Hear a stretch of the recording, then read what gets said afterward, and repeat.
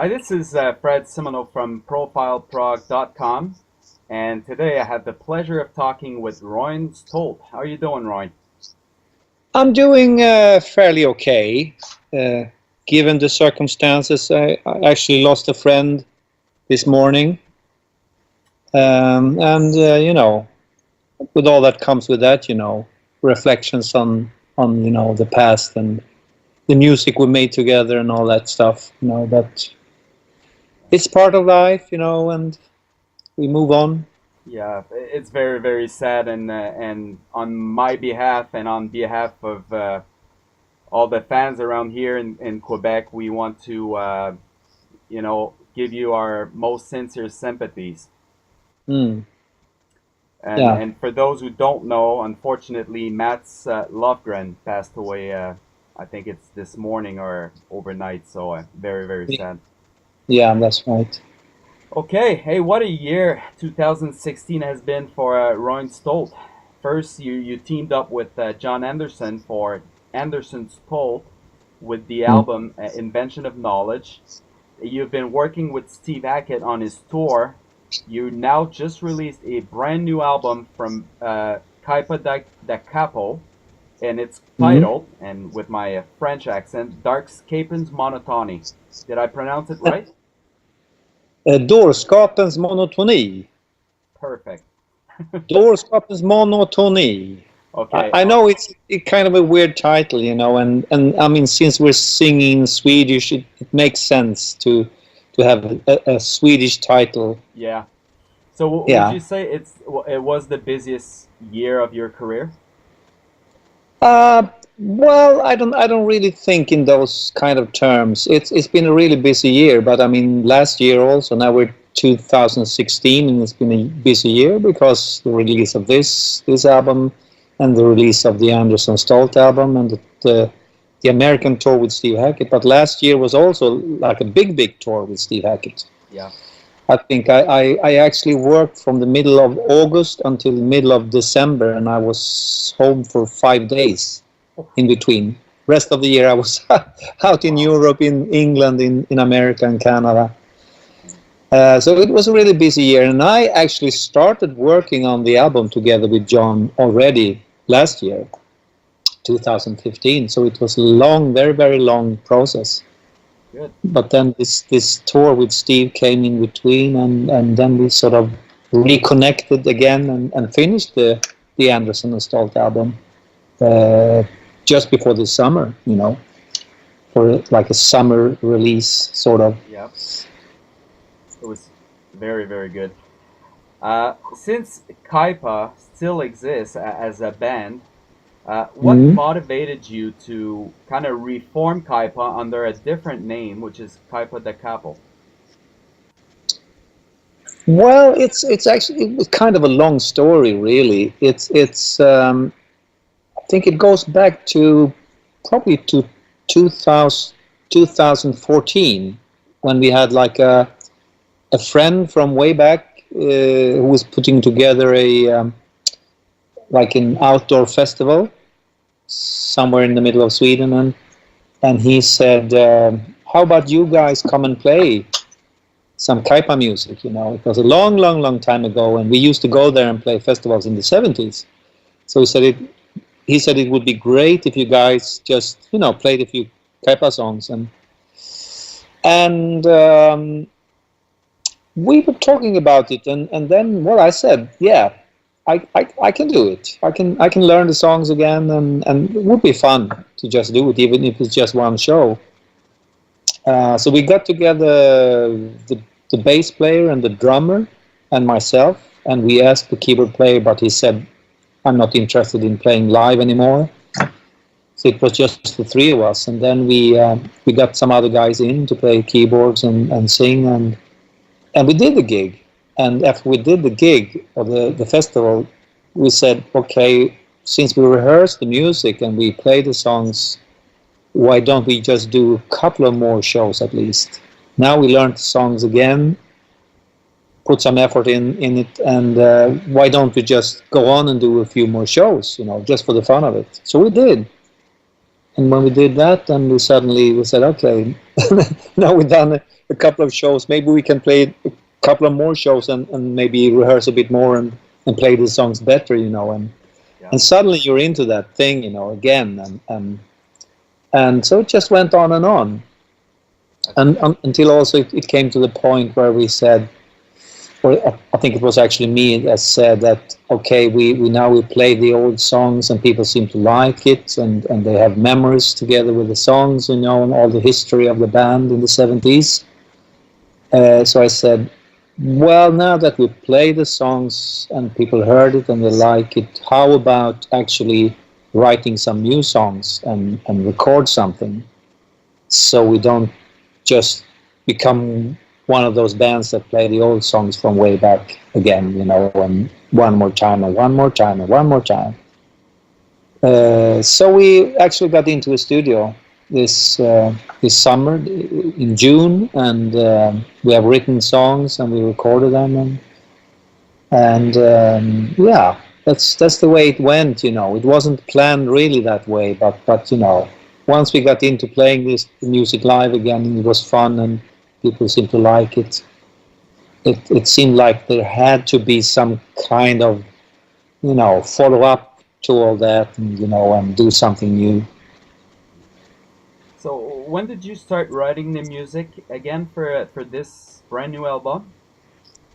I think it was probably end of last year. I remember I was on tour with Steve Hackett, and I was actually sometimes in the hotel rooms and with a small keyboard and my laptop computer and writing stuff to sort of come up with something I could present to the guys. And you know sometimes when you're on tour and it's boring, you're just sitting in a hotel room, that maybe you have a day off, you have a couple of hours in the evening, even after a show sometimes, or before a show, or in the morning, or whatever, after breakfast, you have a couple of hours to kill, and I bring out my little keyboard and start writing music.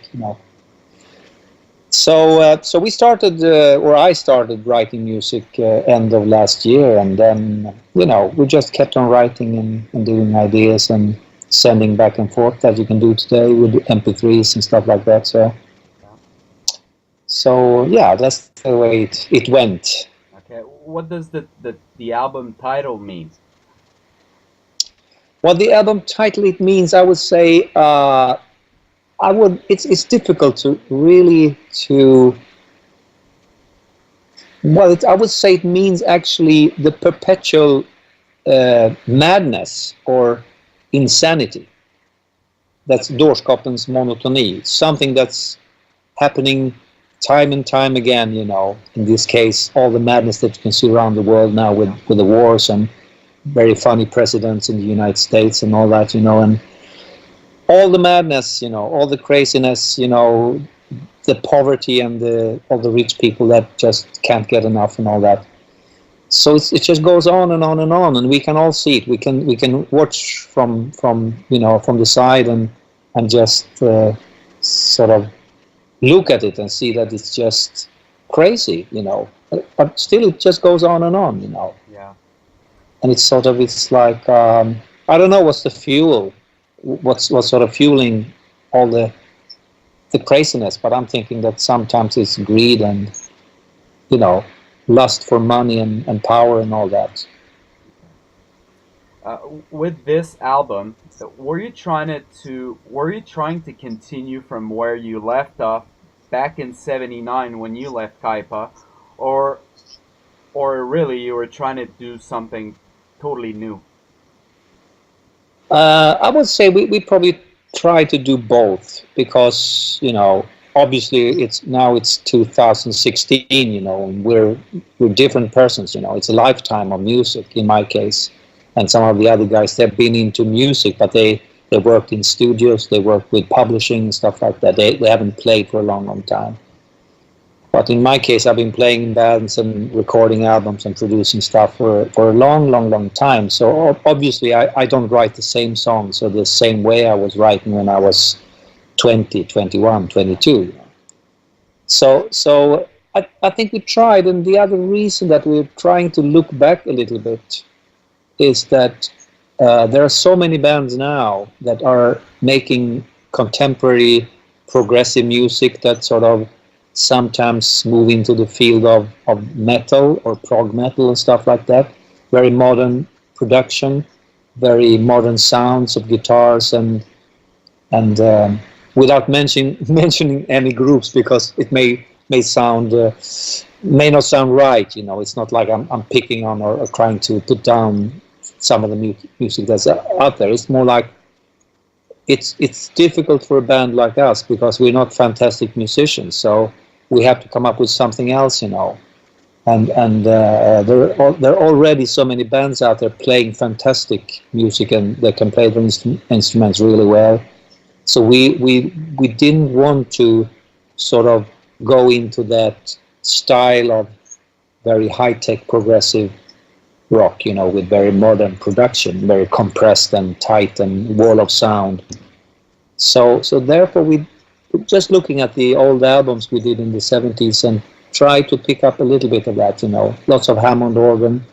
We have actually real pipe organ. Yeah, you have the albums there. I can see them. You have them. So the thing is, we try to, as much as possible, play all the instruments without using too much of the sequencers. I think there's only maybe 2 minutes, or maybe 1.5 minutes. The beginning of the second song of the album, we actually use like a drum machine thing, Okay. But the rest of the music is actually played live in the studio together. The band is playing together. But then we added stuff. Max added, of course, like other Hammond organs and pipe organs. He actually went to a church and recorded the actual pipe organ, which is a fantastic thing, We added lots of other weird instruments, guitars and harmonium and I can't even remember all the instruments we added, but lots of it is actually acoustic instruments, acoustic recordings of instruments.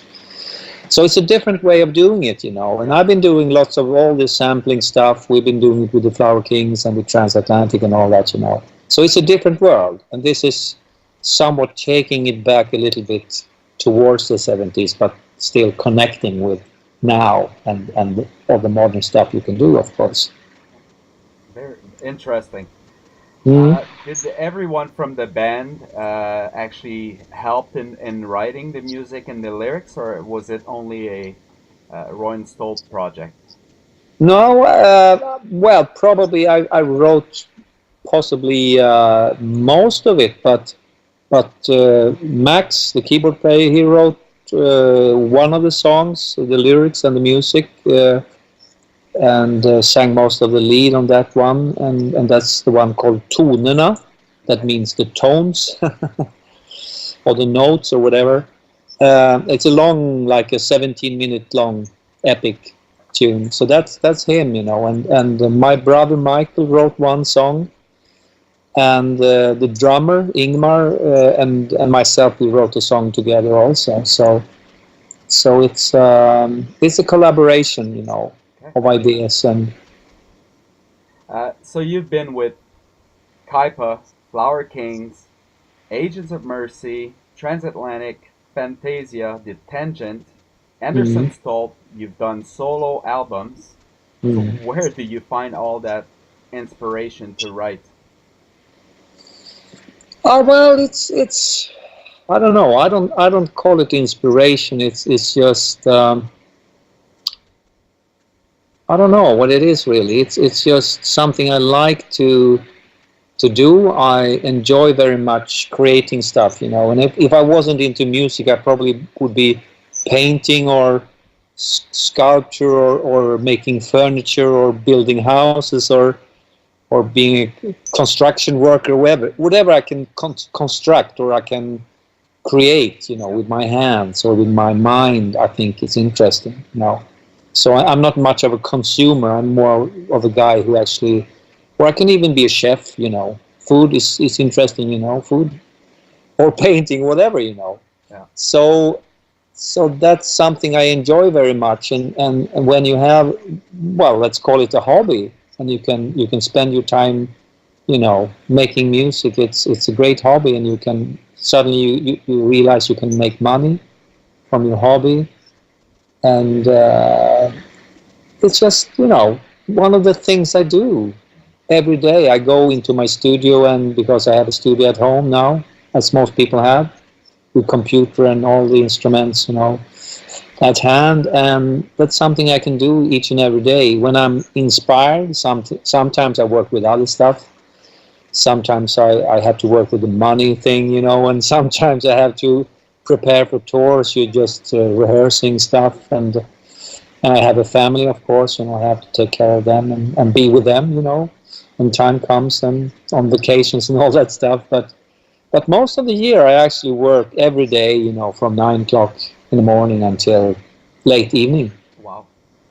Like now, doing interviews, that's another part of it, Yeah. Promoting the music, of course, so letting people know what I'm doing and all. So it's a fantastic privilege to be able to do this every day, and it's fantastic also to realize that I was thinking the other day, it's amazing that there's so much to discover still. You're thinking, okay, I've done. I look at all the albums I've done over the years, and just like the last 10, 15 years, as you say, with Transatlantic and the Flower Kings and the Anderson stuff and with Tangent and Agents of Mercy, all that stuff. It's lots and lots of albums. And besides that, I've also been recording with other people, working as a session musician, helping people and productions, and so it's a lot. I can't even remember all the stuff I've done, to be honest. But uh, after all these albums and after all this playing and all this recording and releasing all the albums, I still find a way to, in my mind, to do something that sounds fresh, or to discover something new. I discover a different tuning on my guitar. I discover a different sound from a keyboard, or I play around with a drum machine or something, or rhythms and stuff, or I start writing lyrics, or there's always something coming up, and sometimes when you're not prepared, sometimes I have to go up like 7 o'clock in the morning. I think I've been up at 6 o'clock in the morning. Yeah. Because I get this idea, and I have this melody in my head, and I'm thinking, if I stay in bed, I'm going to forget it. Maybe it's great, maybe it's not. But I have to at least go into the studio, turn the computer on, and I take out the keyboard and I sort of scribble some kind of a sketch of a song or idea. So, and it's fantastic to be able to do this and still find joy in creating after so many years, So it's like I see it like an endless. There's never any. Well, probably when I die, of course, it's gonna stop. But until then, I think I'm just gonna go on and on and on, and find new inspiration, and also listen to other people's music, music that I haven't discovered before, whether it be jazz or acoustic music or music from India. I just went to a concert a couple of days ago. Anushka Shankar, who is the daughter of Ravi Shankar, the great sitar player. Okay. It was a fantastic show, and she played sitar, and she had all these electronic pedals, and she had 3 guys with her, percussion player and a keyboard player, bass player, and they had lots of electronic stuff and modern stuff, So they're doing Indian traditional music, but with electronics. Wow. And it was very interesting, So that's another way of looking at music. There's always something you can do, and in my case, with progressive rock, there's always something you can take in, and you can orchestrate it. You can turn it into electronics, or into the more metal side, or the more acoustic side, or different, I would say, aspects of folk music, of course, from different parts of the world. Wow. it's only been a few months since the release of the Anderson Stolt project. But how did it all start? This was something that was suggested by my record company, Inside Out. My boss, Thomas Weber, uh, and I think it came. I can't remember now. I think it's probably something he has been asking me or talking about for a couple of years. He said, "Roine, you should work with John Anderson on Yes. He's not in Yes anymore. You should work with him." And I said, "Yeah, that would be great." And it's something you say, and then after you put on the phone, it's like, okay, we move on with our lives, and no one is connecting or really taking it serious. It's more like something, and it came up many times. And he said, "Oh, you should, Roine, I think you really should work with John Anderson." And then we 2 years ago, or maybe 2.5 years ago, we played on this progressive rock cruise. I played with the Flower Kings and I played with Transatlantic, and for the final of this big boat trip with lots of progressive rock bands playing, we played an hour of Yes music together with John. That was something that was suggested, and we did it, and it was fun. It was great, and after that, Thomas contacted me again, and he said, "Well, Roine, now you played with John, and you seem to get along really well, and you can play." And I think he now understands that you understand his music and his way of, writing and singing and all that. So maybe now is the right time. You should work with John. And I said, yeah. I've told you before. It's interesting, but how do we set up this, etc.? And he said, "Well, let me handle that." So he just sent an email to John, and about 2 hours later, I had an email from John, and he said, "Okay, I have some music here. See what you can do with it. Have fun, etc., etc." So we started working, and I didn't really take it as we were going to do an album together. I was just okay. I had an open mind, and I was thinking, okay, maybe he sent me a few songs, and then he went on to something else. Maybe forget about it, but we did, and he was happy with what I did with the songs, and we just kept on working for a couple of months, I think, different ideas and different songs, yeah, I think we just went on from there. And the more we worked, the more I understood what he heard and what he wanted and what he didn't want to do, and so we just kept on working, and then I realized we probably have an album's worth of music now, an hour or more. Yeah. And I said to John, "How do you feel about this? Are you happy?" Yeah, I'm really happy. Shall I contact the record label now and see if we can set up a deal? So we did. And at that point, when we actually set up the deal, then I realized, okay, we're going to make an album. But before that, I was always like, if it happens, it happens. If not, there's always something can come up in between, or he go back to Yes again or whatever, So I didn't say to people, I didn't say to anyone. It was my secret for about a year.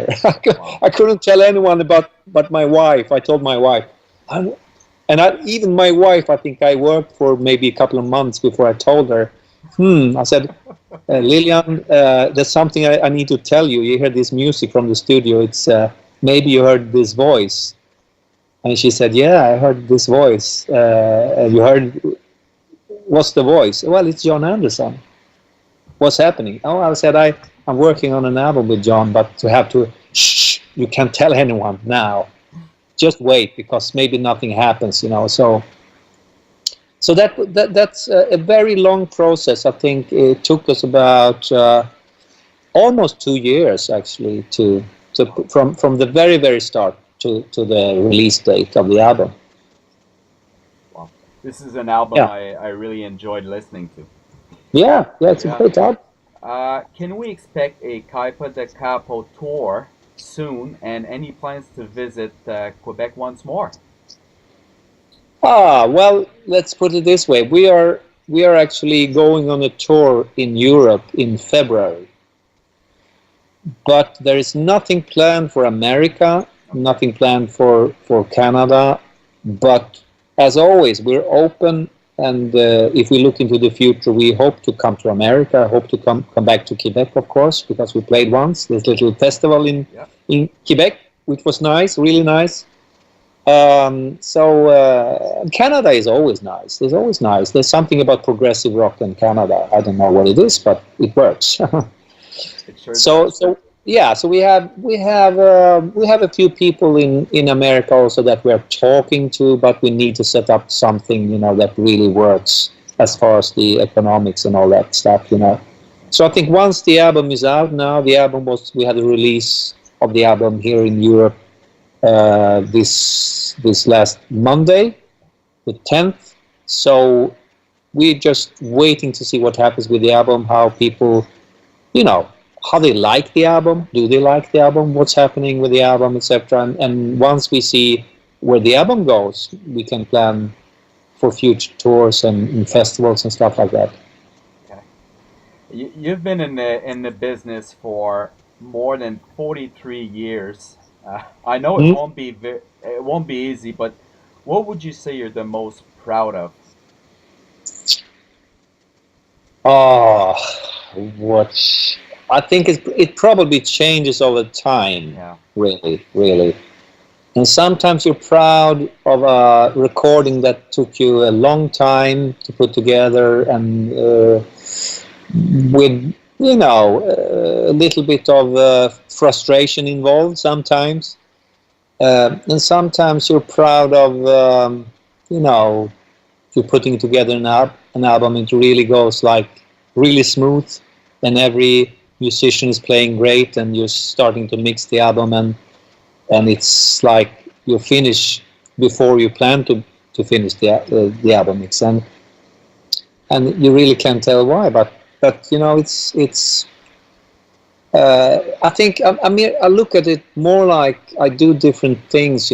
Each and every time there's always something, maybe a couple of songs on an album that I'm really really proud of. There's certainly a few Agents of Mercy's songs that I'm really liking. Usually like three or maybe four, three on each album. Yeah. And if I look at them, I say, this is some of the best music I've done ever. And there's always, of course, some Flower King stuff that's great, and there's a few Transatlantic things, in particular, I think on the Whirlwind, which I think is a great album, and of course, this Anderson Stolt album is kind of an achievement. The way it was put together over a long, long time, together, of course, with John Anderson, who is one of the, I think, more interesting characters in progressive rock ever. And I think you can see it. Because I watch now, I see him on stage now with Trevor Rabin and Rick Wakeman. They're playing shows in America, and I realize now, after working with John, how much John actually sort of directed the Yes music. Not taking away from Rick or Steve Howe or Chris Squire and all these guys, because they were great. But working with John, I understand how much John, without really playing an instrument that well or without any formal knowledge of music, I think he's probably one of the musicians I work with that has absolutely total control of the music. Every minute, every second. I remember, sometimes when I was doing mixes and we were working on the album, and he sent me emails back with very, very specific details about levels of certain things, of certain instruments, to the point, like 535. There's a string thing. Can you take it up a little bit, or we need more cellos here in 833. My voice here need a vocal harmony. There's some percussion at 1122, etc., etc. All these details, and this never happens with other musicians I work with. they usually do more like general comments, you know. They say the drums need to come up more, or they say, oh, the guitars need more power, or you should put like a distorted guitar into the chorus or something like that. But with John, is super specific. So I think there's something very, very special about John Anderson and the way he hears music and the way he conducts music. And now that I've been working with John, and sometimes we're sending emails back and forth like 5 times a day, I think I have in my email box, there's not one single person that have more emails than from John Anderson. So it's but you know, and I like it because it's so easy to work with John, because he knows exactly what he wants, and most of the times he's right. Sometimes I say no, don't take away, don't change this, but most of the times he's actually right. So I think it's very interesting now to see him perform with Jess, or with, sorry, not with Jess, but with R, and because now I understand more actually who he is and what he does for the music, and how much he had to do with constructing the Yes songs from the 70s, you know. So it's interesting for me to have an inside look at the architects of Yes music, you know. All right. Anything you'd like to share about Roine Stolt's near future? Like any musical ideas or collaborations that we can even dream of? Nothing really. There's a few things I'm working on. Actually, right now, when we're just before we starting this call, I was actually working on like let's say a limited edition special box set of the Anderson Stolt album. Oh, So I'm doing remixes of stuff. I'm doing scaled down mixes. I'm doing like 24-bit 96 kilohertz hi-fi, super hi-fi versions. So this is probably going to be on like a Blu-ray. There's going to be videos. There's going to be different outtakes from the recordings, and lossless, you know, all that thing, you know, that goes into all these box sets of super duper package, you know, more pictures, more text, more everything. So that's what I'm working on, and we're looking at the release after Christmas. okay, great, great. Yeah. Well, Roine, thanks so much for being on Profile. Yeah. Congratulations for this wonderful career, and wish you all the best with this brand new album of yours. Yeah. Thank you. Thanks for having me. All right.